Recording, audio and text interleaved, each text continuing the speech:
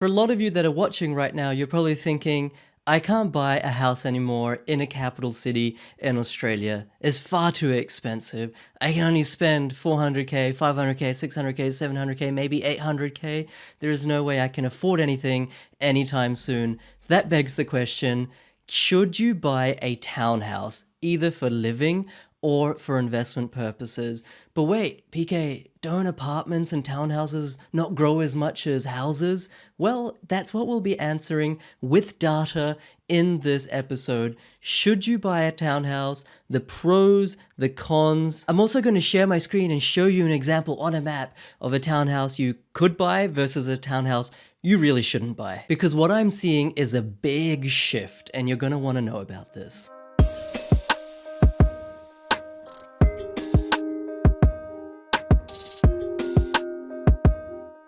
My name's PK and I help people build passive income through the Property Investment Accelerator using data without needing a $15,000 buyer's agent. Every single time this channel, we expose the truth on the Australian economy, property market, and financial happiness. Hit the subscribe button, give it a like, that's also good for me. There's lots of charts to get through to give you an all-rounded picture so you can make up your mind. But let's get into a really interesting one straight away from Longview. Relative change in median established house and unit prices for Melbourne 2008 to 2022.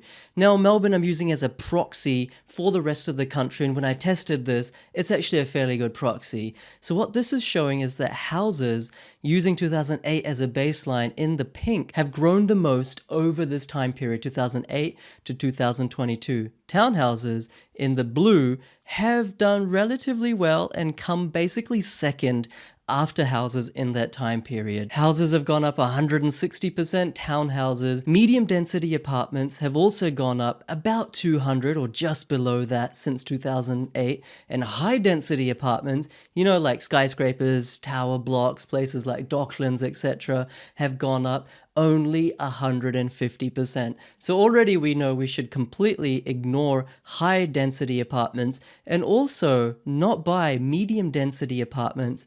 But the question is, well, townhouses have underperformed houses, so why even go further into exploring? Why not just cancel out all townhouses altogether as clearly inferior to houses? Well, the answer to that is within townhouses, you've got different varieties. Let's get into it. Now, back in 2022, I was featured in realestate.com.au, Investors' 3 Best and Worst Post-Pandemic Brisbane Suburbs. You can go back to this article and actually see if I was right or not. But zooming into the relevant part, he said suburbs, they're referring to me, where townhouses and villas hadn't performed over the last few decades were now among the hottest properties amongst house hunters, especially suburbs close to employment hubs. I think, this is me, the better opportunity is more in the townhouse dwelling types in the Brisbane context. Not so much inner city, but 10 to 15 kilometers north and south of the river, places like Clayfield, Northgate, and Tagum. I think they will outperform because of the land component. Good value of land as proportion to dwelling price. They will outperform units in the city, and also land is scarce. Now fast forward to seeing what actually happened in those suburbs. This is Tagum from On the House. When I made those predictions in kind of mid 2022, we were at below or around 450k per unit. Now, since that time, prices have gone up to basically 600k. So that's a $150,000 rise since I made those predictions on realestate.com.au. Now, it must be said that this includes all units in Tagum. This website doesn't give me the ability to just look at townhouses as opposed to huge unit blocks, which there are many in Tagum.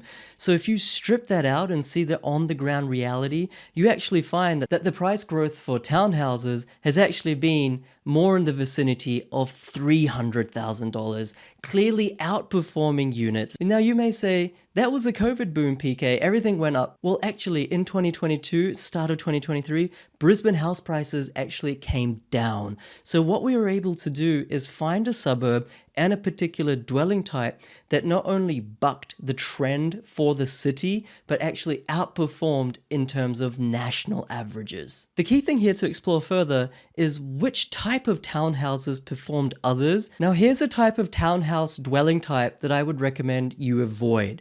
Let me zoom in for a second. This is Hanford Road. This is actually really close to a shopping center, but I still recommend avoiding this. So you turn in over here, you can see this. This is the entrance to the townhouse complex. And if I zoom out, you can see that all of these houses, all the way here, Hanford Gardens, down here, all of these Parkwood Gardens, all of this, there's like, if not 100, almost 100 townhouses. They're all in one complex. Now, the downside of that is there's always multiple townhouses available for rent and for sale at any one time. That means there's competition amongst sellers and landlords. Therefore, rents don't rise as much all the time. And when you go to revalue or sell your property, it may not get top dollar because there's always so much competition. It's a classic example of lack of scarcity. To top that off, you've got, if I zoom in right here, a pool, a tennis court. I mean, this one's not even that bad. There's only one pool, there's only one tennis court. Sometimes these complexes have gyms, have pools, multiple tennis courts, other recreation activities and areas, and that really increases the body corp or strata. Body corp or strata is a fee that every owner of a townhouse in this complex has to pay for the upkeep of the overall environment, the landscaping, the facilities, common shared driveways, the roads, etc. It can be a lot of money. It does include insurance, but most times it costs way more than what you would just pay for insurance directly in a freestanding or different type of townhouse, which I'm going to show you in a second. Plus, if something goes wrong with the pool or something goes wrong with this area, there may be unexpected costs that all the owners are expected to chip in. And if there isn't a sufficiently large sinking fund, then you may be up for thousands of dollars unexpectedly on some years, which really takes away from the cash flow. So this is an example of a townhouse complex with no scarcity, additional costs that you want to try to avoid. And this is an example of a townhouse that actually you should consider. Now, I'm not saying go off and buy this because actually this one's on a semi-main road, Rogan Road. There's so many factors to consider that I teach my clients beyond suburb selection, the right property, the right street, the right side of the street, the right aspects of the property. I'm not going into all that right now, but just the type of dwelling. This is a type of townhouse that I think will do well. It's just the scarcity aspect of it. Here's the entrance here, bit blurry. There's only 4 here, so there's not going to be a whole lot of competition between the owners when it comes to selling or renting. And it's this type of townhouse that has completely outperformed the average for units, which includes townhouses, in Tagum. Now, the great thing about townhouses is that they have higher yields or higher cash flow than traditional detached dwellings. Check this out. It shows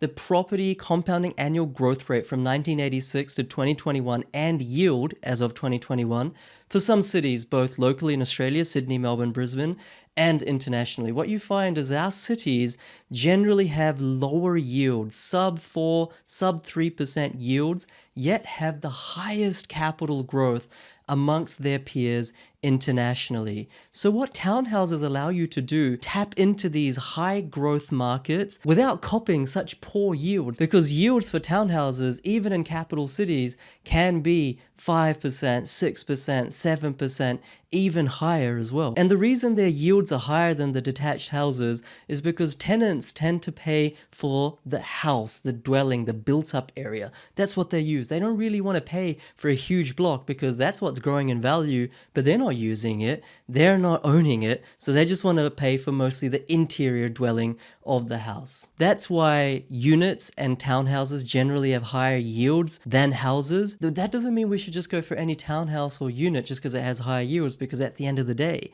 it's capital growth. That's the engine of our wealth creation. But right now, and I don't know how long this will last for, you can still buy in Sydney, Melbourne, Brisbane townhouses, like I just showed you before, scarce townhouses for under 600, under 700, under 800, under $1 million, and still tap into that amazing growth. By the way, just because they've got Sydney, Melbourne, Brisbane here, that doesn't mean that Sydney, Melbourne, Brisbane grow any more than other places in Australia, including many regional areas. But you want to be super, super, super careful before buying a townhouse in a regional area, because the growth trajectory in regional areas for townhouses isn't really always the same as higher density capital cities. This is the one time I would say capital cities sometimes outperform regional centers. in this particular dwelling type, townhouses. In fact, townhouses could be the thesis for property investors in Australia going forward, maybe starting now, maybe starting in 5 years, as we see housing affordability become poorer and poorer. Check it out, New South Wales, 58.5%. That's how much the mortgage repayments are costing out of people's household salaries.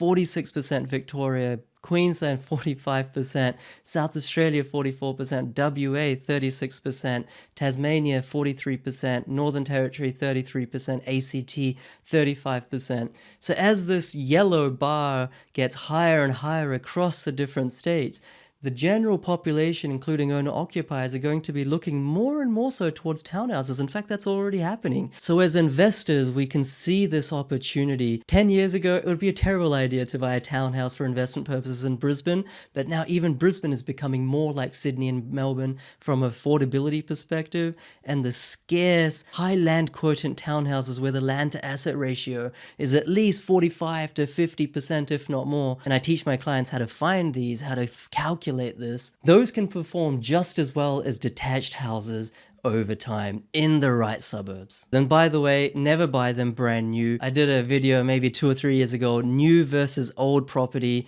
Put it into YouTube, PK Gupta as a search term. You'll find why, generally speaking, you shouldn't buy any property for set and forget, buy and hold purposes. That's brand new house and land package, off the plan apartment, or brand new townhouse. Another reason I'm bullish on townhouses going forward is that the density of population in Australia is not only really high, but it's getting higher and higher. What the hell? Isn't Australia a big landmass with people living only in small coastal areas?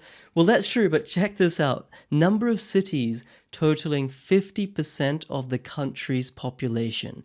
All right, in Australia, it takes just 3 cities, Melbourne, Sydney, Brisbane, to total 50% of Australia's population. In the United Kingdom, that is 9. In the United States, that's 37. Okay, they've got a much bigger population than us, of course, almost 400 million, but it's much more dispersed across many, many, many big capital cities. Whereas in Australia, more than 50% of the population live in just 3 capital cities. And I don't see that changing anytime soon. It's not like the government's building high-speed rail or really investing in massive employment and infrastructure for other locations. So this means the density of population will just get more and more. And therefore, as housing affordability becomes basically impossible for the average person, they'll look to townhouses. And once again, that's an opportunity for investors to get in early in this big shift and make a lot of money. The point I'm trying to make is that if you really do want to buy in the 3 big capital cities and you can't afford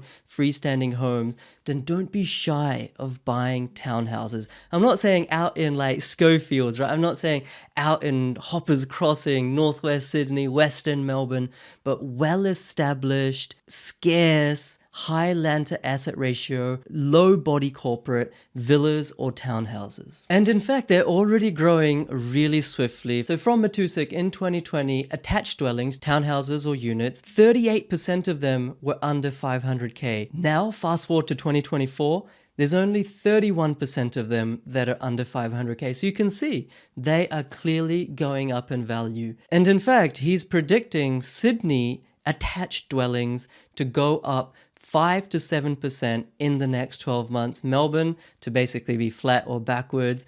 Adelaide to be 10 to 13% up in the next 12 months. Brisbane 7 to 10%. Perth 12 to 15%. Canberra 0 to 2%. Hobart -5 to -2, Darwin 0 to 2%, and overall townhouses and units in capital cities to go up next 12 months 3 to 6%. Now, of course, this table includes units, and so if you strip that out, the higher land quotient, scarce townhouse variety that I illustrated before will be much higher than these growth projections. The summary is don't be shy of investing in townhouses as long as they're the right type, in the right city, and in the right density of location. That doesn't mean we buy a townhouse in some regional location with a population of 10,000. The thesis exists on the bedrock of capital cities, higher density, and the right variety. Done your due diligence and they can perform just as well